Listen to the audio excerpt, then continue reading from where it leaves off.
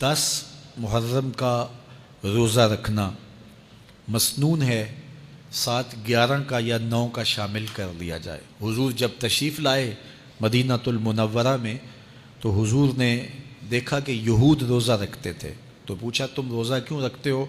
تو انہوں نے کہا کہ حضرت موسیٰ علیہ السلام کو قبطیوں سے اس دن نجات ملی تھی۔ تو فرمایا حضرت موسیٰ علیہ السلام کا حق ہمارے اوپر زیادہ ہے۔ تو حضور نے روزہ رکھا اور پھر فرمایا کہ اگلے سال اللہ نے چاہا تو ہم 7 ایک روزہ اور شامل کریں گے، تاکہ ان سے مشابہت نہ ہو جائے۔ عددی مشابہت سے بھی بچنے کے لیے حضور نے کہا کہ ہم 2 رکھیں گے۔ تو روزہ اگر عاشورے کا رکھنا چاہیں تو اس کے لیے سنت یہ ہے کہ 7 یا 9 کا شامل کریں یا 11 کا شامل کریں۔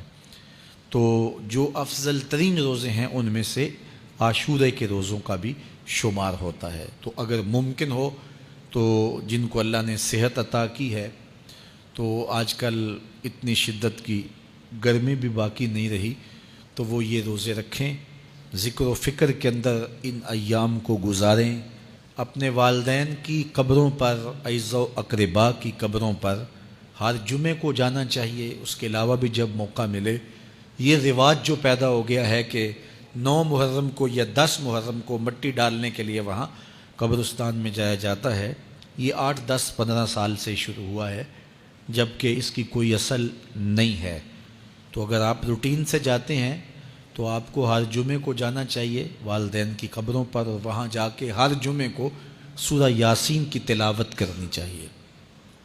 تو سال کے بعد صرف 10 محرم کو یا 9 محرم کو جانا، یہ بہرحال اس دور کی ایجاد ہے، یہ کوئی مسنون نہیں ہے اور یہ کوئی سنت نہیں ہے۔